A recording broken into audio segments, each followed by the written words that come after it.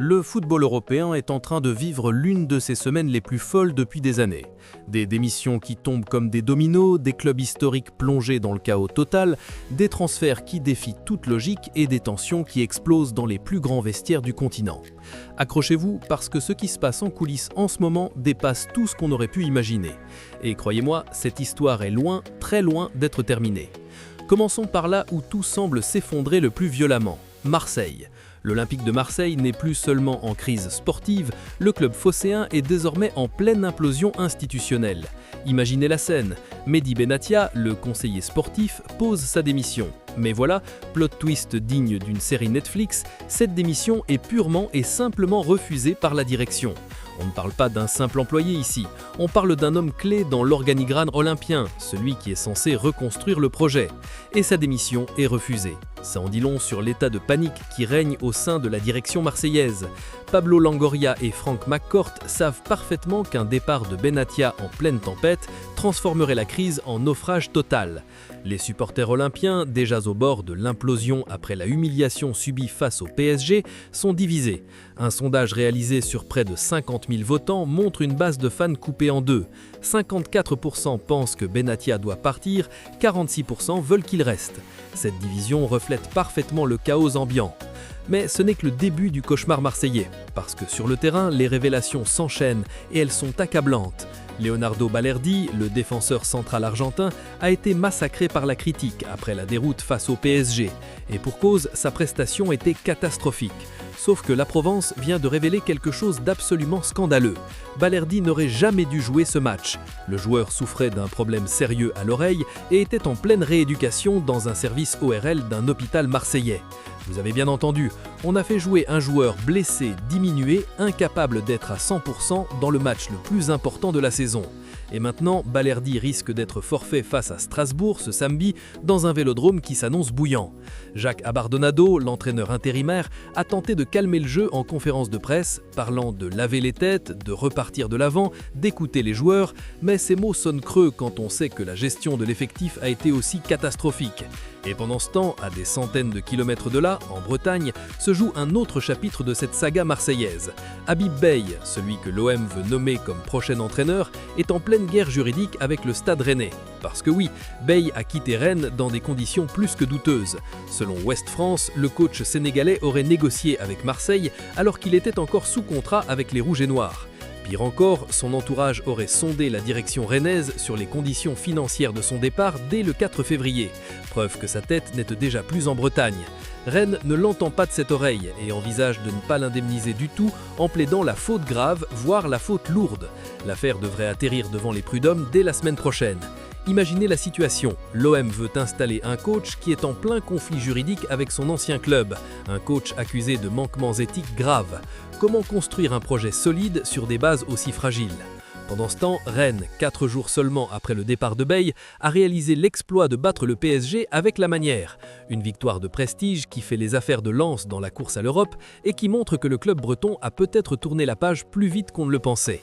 Mais Marseille n'est pas le seul club français à vivre une période chaotique. Le football français tout entier traverse une zone de turbulence sans précédent. Nicolas de Tavernost, le président de LFP Média, vient d'officialiser son départ après un conseil d'administration absolument houleux avec les clubs de Ligue 1. L'homme de 75 ans souhaitait intenter un recours contre la FIFA après l'épisode des droits de diffusion de la prochaine Coupe du Monde. Mais il n'a pas été suivi dans sa démarche. Certains clubs ont même modérément apprécié que leur soutien soit remis en question. Vincent Labrune, de son côté, aurait exprimé son pessimisme total quant à l'idée de recréer une dynamique avec de Tavernost. Résultat, nouveau départ, nouvelle crise, nouveau flou. Le football français avance dans le brouillard, encore et toujours. Un nom émerge déjà pour le succéder, celui de Laurent Prud'homme, ancien directeur général de l'équipe et passé par Eurosport. Mais cette fois, après s'être fait imposer le choix de Tavernost par CVC, les clubs veulent avoir leur mot à dire. La bataille s'annonce rude.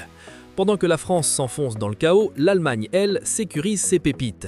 Le Bayern Munich vient de réaliser un coup de maître en prolongeant Dayo Upamecano juste en 2030.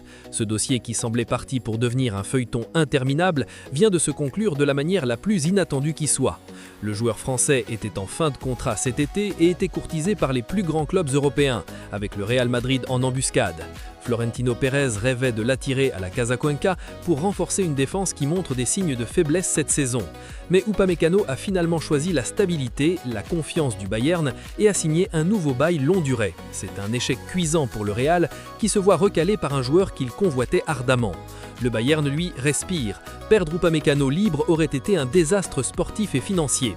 Et justement, parlons du Real Madrid, parce que le club madrilène traverse lui aussi une période délicate. Et c'est désormais Álvaro Arbeloa qui occupe le banc. Mais l'ancien latéral droit a du mal, beaucoup de mal, à se faire accepter par son vestiaire. Selon plusieurs médias espagnols, certains cadres n'apprécieraient pas vraiment le coach espagnol. Les tensions seraient palpables et Arbeloa a dû mettre les choses au clair en conférence de presse, affirmant qu'il entretient de bonnes relations avec ses joueurs, qu'il aime discuter avec eux, qu'il est à leur écoute, mais ces déclarations sentent la défense, la justification. Quand un entraîneur doit publiquement démentir des tensions avec son vestiaire, c'est rarement bon signe. Le Real Madrid traverse une zone de flottement et ça se voit. Autre surprise de cette semaine folle, Raheem Sterling. L'ailier anglais, annoncé dans le viseur de clubs de Première Ligue comme Tottenham, Crystal Palace, Fulham ou West Ham, a finalement choisi une destination totalement inattendue, le Feyenoord Rotterdam. Oui, vous avez bien entendu, le Feyenoord. Sterling a été séduit par le discours de Robin van Persie et rejoint le deuxième du championnat néerlandais jusqu'à la fin de la saison.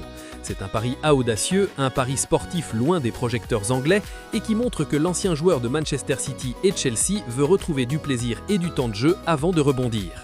En Angleterre justement, Manchester United a publié un communiqué cinglant après les propos controversés de Sir Jim Ratcliffe sur l'immigration en Grande-Bretagne. Les dirigeants des Red Devils ont tenu à rappeler que leur équipe, composée de joueurs, de membres du personnel et de supporters du monde entier, reflète l'histoire et le patrimoine de Manchester, une ville où chacun se sent chez lui. Un message fort, clair et qui montre que le club ne tolère aucune dérive sur ces sujets sensibles. Du côté de l'Espagne, Aymeric Laporte a enfin expliqué pourquoi il n'avait pas signé à Marseille malgré l'intérêt du club phocéen. L'international espagnol a confirmé qu'il y avait eu des approches, que l'idée de se rapprocher de sa famille était séduisante, mais qu'au final, c'est le retour aux sources à Bilbao qui l'a convaincu. Une déclaration qui doit piquer au vif les dirigeants marseillais qui ont vu leur cible leur échapper. Et pendant que l'Europe s'agite, l'Afrique, elle, se structure. Patrice Motsepe, le président de la CAF, a confirmé que la Coupe d'Afrique des Nations 2027 est bien maintenue, contrairement aux rumeurs qui évoquaient par report à 2028. Le Kenya, l'Ouganda et la Tanzanie, pays hôtes, ne sont pas encore totalement prêts, mais la CAF croit en sa capacité à organiser une compétition réussie. Motsepe en a profité pour annoncer le passage à une CAN à tous les 4 ans à partir de 2028 et la création d'une Ligue des Nations africaines tous les 2 ans par zone géographique. Des changements majeurs qui vont redessiner le calendrier du football africain. Pourquoi tout explose en même temps ? Parce que le football moderne est une machine sous pression permanente. Les résultats sportifs dictent tout et quand ils ne suivent pas, les structures s'effondrent. À Marseille, la débâcle face au PSG a été la goutte d'eau qui a fait déborder le vase. En France, les conflits autour des droits TV et de la gouvernance minent la Ligue depuis des années. Au Real Madrid, l'après-Ancelotti est plus compliqué que prévu. Partout, les enjeux financiers sont colossaux, les exigences sont démesurées et la moindre faille devient une crise. Que va-t-il se passer maintenant ? À Marseille, le match contre Strasbourg ce samedi sera un test de feu. Si l'OM perd, le Vélodrome risque de devenir incontrôlable. Habib Beye devrait débarquer dans les jours qui viennent, mais son arrivée sera-t-elle suffisante pour inverser la tendance ? Au Real Madrid, Arbeloa va devoir rapidement convaincre son vestiaire, sous peine de voir sa crédibilité s'effondrer encore plus. En France, la succession de Nicolas de Tavernost va cristalliser les tensions entre la LFP et les clubs. Et Upamecano, lui, va devoir prouver que son choix de rester au Bayern était le bon. Le football ne s'arrête jamais. Il avance, il trébuche, il explose, mais il ne s'arrête jamais. Et cette semaine nous a rappelé une chose, dans ce sport, rien n'est jamais acquis, tout peut basculer en quelques heures et les apparences sont souvent trompeuses. Alors, qu'en pensez-vous ? Est-ce que l'OM va s'en sortir ou on se dirige vers une saison blanche catastrophique ? Est-ce que Arbeloa va tenir au Real Madrid ? Et Upamecano a-t-il fait le bon choix en restant au Bayern ? Dites-moi tout ça en commentaire et si cette vidéo vous a plu, n'hésitez pas à liker et à vous abonner pour ne rien rater de l'actualité foot, parce que croyez-moi, ce n'est que le début.